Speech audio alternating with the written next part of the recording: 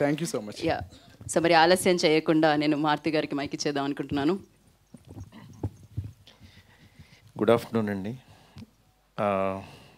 ఈరోజు చాలా ఈ సినిమా ఎప్పుడు రిలీజ్ అవుద్దని చాలాసార్లు 2-3 సార్లు అడిగాను ప్రసాద్ గారిని. అడిగితే చూసుకుని చేద్దామని అనుకుంటున్నారన్నారు. బట్ మంచి సీజను మంచి టైంలో ఆపరేషన్ రావణ్ సినిమా రిలీజ్ అవుతుంది.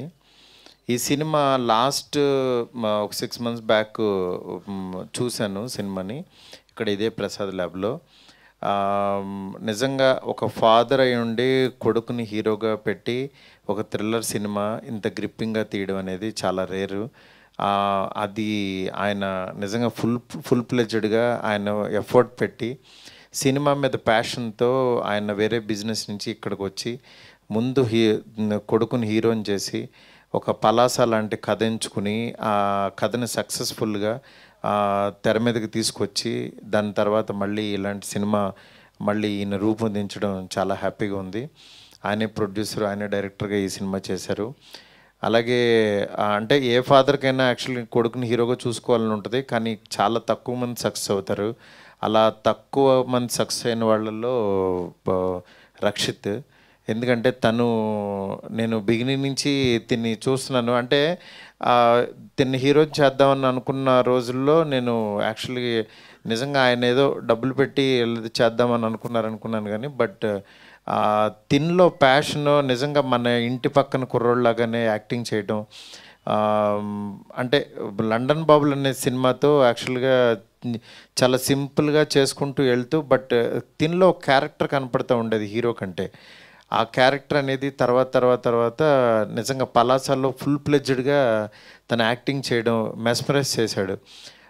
దాని తర్వాత నేను రీసెంట్గా శశివదనే సాంగ్ కూడా చూస్తే చాలా బాగా అనిపించింది. డెఫినెట్గా రక్షిత్ నువ్వు ఒక మంచి హీరోతో, అందులో డౌటే లేదు. ఎందుకంటే ప్యాషన్తో పాటు ఆడియన్స్కి రీచ్ అవ్వడం అనేది ఒకటి ఉంటుంది. చాలా తక్కువ మంది రీచ్ అవుతారు హీరోల్లో, నువ్వు అలా రీచ్ అయ్యావు పలాసతో.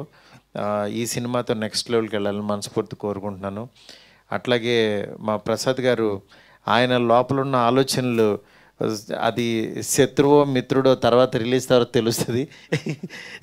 ఎందుకంటే ఆయన చాలా ప్యాషన్గా రాసుకున్న కథ. అంటే ఒక తెలుగు పద్యం చెప్పాలని తపన పట్టడం సినిమాలో, ఒక మంచి విషయం చెప్పాలని, నెక్స్ట్ ఒక నావెల్ చదివితే ఎంత ఇంట్రెస్టింగ్గా వెళ్తుందో అలా సినిమా తీయాలని, అట్లాగే పబ్లిసిటీ కూడా సినిమాలో ఉన్న క్యారెక్టర్ పాపం అతని ఫేస్ చూపించుకోవడానికి లేకుండా అతనికి ఒక ముసుగేసి కార్నర్లో కూర్చోబెట్టారు. బట్ నిజంగా ఒక ఇంట్రెస్టింగ్ థింగ్. ఎందుకంటే తనకి కూడా అసలు ఎవరైతేనో చూడాలి చేయాలి అని ఒక చిన్న ఇంట్రెస్ట్ క్రియేట్ చేయడం అనేది అంత చిన్న విషయం కాదు. అలాంటి ఇంట్రెస్ట్ని కలుగజేస్తూ ఈ ప్రమోషన్ కూడా ముందుకు తీసుకెళ్తున్నారు. రేపు సినిమా రిలీజ్ అవుతుంది. తప్పకుండా ఈ సినిమా చూసి ఈ టీం అందరినీ ఆశీర్దిస్తారని చెప్పి మనస్ఫూర్తి కోరుకుంటున్నాను. అట్లాగే మన తిరువీరు కూడా ఇక్కడికి వచ్చాడు. తను నిజంగా చాలా గొప్ప ఆర్టిస్ట్. తిరువీరు కూడా పలాసాలో అంటే ఎంత న్యాచురల్గా యాక్ట్ చేశాడో తెలుసు. నేను ఇప్పుడే అన్నాను, ఒక డిఫరెంట్గా కనిపిస్తావు డార్లింగ్ నువ్వని.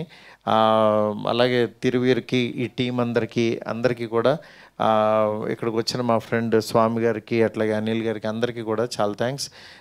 ఈ సినిమాని రేపు చూడండి, చూసి ఎంజాయ్ చేయండి. డెఫినెట్గా మంచి సినిమా అవుతుందని నాకైతే నమ్మకం ఉంది. ఎందుకంటే నేను చూశాను, మంచి థ్రిల్లింగ్ ఎలిమెంట్స్తో చాలా బాగుంటుంది. ఇలాగే ఉంటుంది. ముగ్గురు ఇలా ఉంటే ఒకడు విచిత్రంగా ఉంటాడు. అంతేనా గీత? అంతే మారుతి గారు, మీరు ఏది చెప్తే అదే. Thank you so much. Thank you so much for coming and gracing the event once again. మీరు ఇలానే రక్షిత్కి ఆల్వేస్ మీ సపోర్ట్ అందించాలని మనస్ఫూర్తిగా కోరుకుంటున్నాం. అట్ ద సేమ్ టైం మంచి సినిమాలకి ఆల్వేస్ మీ సపోర్ట్ అందిస్తూనే ఉంటారు, అది కొనసాగిస్తూ ఉండాలని కోరుకుంటున్నాం.